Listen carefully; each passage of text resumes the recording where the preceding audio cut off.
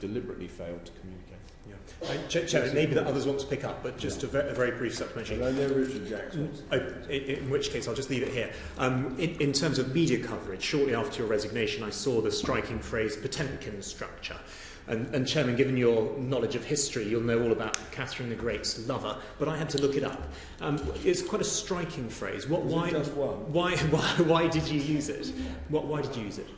Because DExEU contained leave-leaning ministers who could have had a leave-leaning attitude to the negotiation, which would have been considerably more robust than the one that has been taken. But actually we were there to disguise the reality that the negotiation, its tone and its substance was being driven by others. I'm quite sure that I was expected in government to fold, to hold on to my nice corner office on Whitehall and Downing Street, and my red box and all the rest of it, and fold and not stand up for what I believe is in the best interest of this country. It has for too often been used as a Potemkin to make it look like we're serious about leaving the European Union, when actually the policy has been to cling on to as much of it as possible. That's very interesting. Thank you. Mr. Drax. Just a very quick point, Mr. Baker. Having worked for the BBC as a reporter for 10 years and know a little bit about its internal structure, it has a charter to be fair and balanced. Now, I've listened over the last 8 years to the BBC, and I find it totally biased and unbalanced, and there's no doubt about that, and the statistics prove it. What did your department do to try and redress that balance? Because you say the story about the Calais port would never reach the front pages, maybe not on the local tabloids, certainly the national tabloids, but in the BBC, it should have been top and foremost to counter the Remainers who were trying to operate Project Fear. So what did your department do to try and counter the bias of the BBC? Mr. Drax, I hope you'll forgive me if I say I'm not trying to duck your question, but that would really be a question probably for our media special advisors and possibly the Secretary of State. But I was not responsible directly for our communication strategy, so I can't answer. But were you outraged at the coverage by the BBC? You were in the newsroom. You must have seen it and heard it. Like me, you must have been furious with the coverage you were getting from the BBC, surely.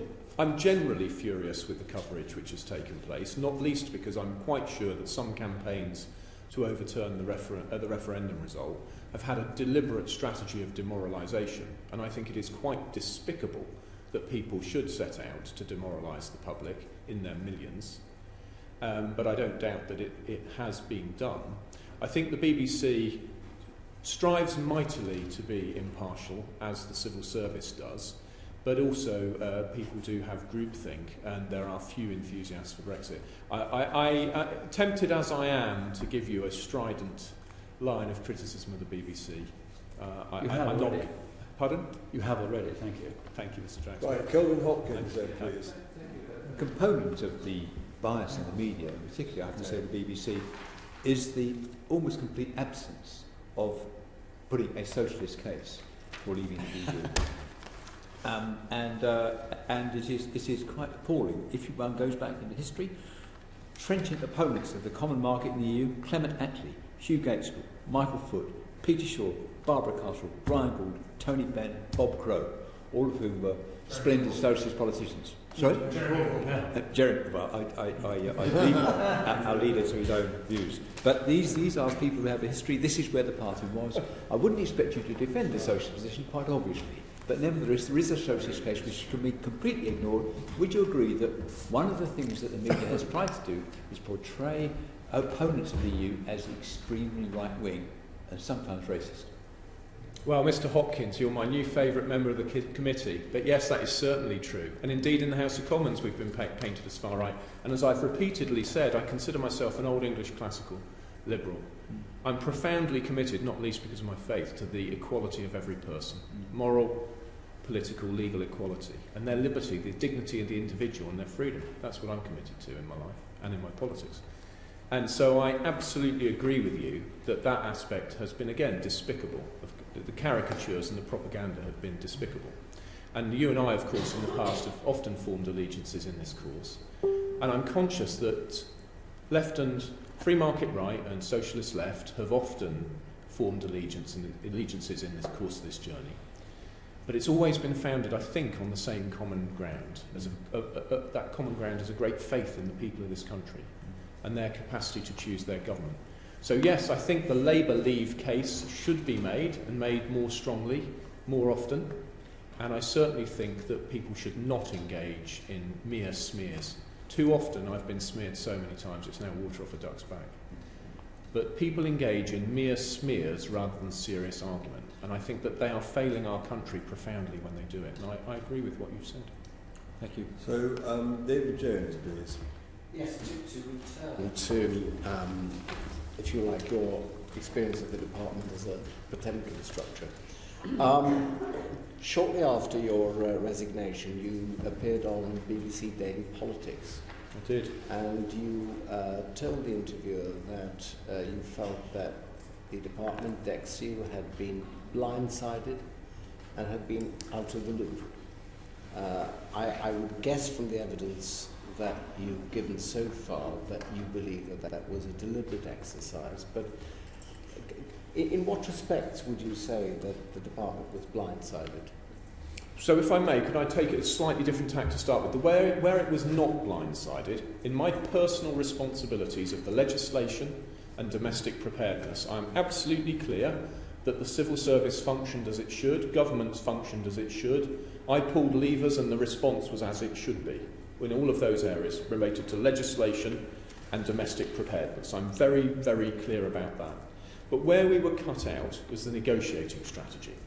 Because you and I, David Davis, Martin Callanan, Suella Braverman, we are all Brexiteers who want freedom for the United Kingdom, independence, and take a considerably different stance to that of Number 10. So the Number 10 has consistently sought to cling on, have as little Brexit as possible in a sense. So that's why I think we were a Potemkin. And I reread David Davis' evidence to this committee before I came on, and I think his evidence bears out exactly the same story.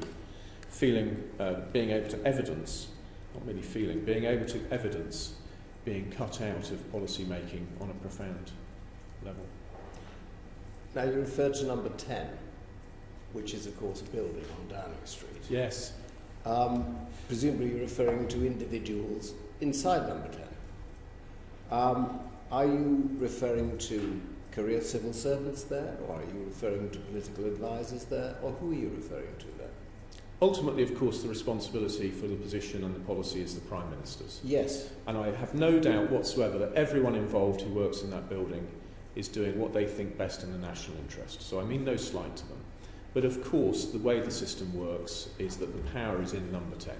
The whole civil service looks upwards, as I feel sure those here who've been in government will know. I mean, the civil service sees the minister as a client, but the ultimate client is, of course, the Prime Minister. So everyone looks upwards rather than outwards to the public. It's something else which I would change. So, yes, when I refer to Number 10, I mean that nexus of the Cabinet Office Europe unit, the Prime Minister's special advisors, and the Prime Minister herself. Who is in charge of that nexus, by the way?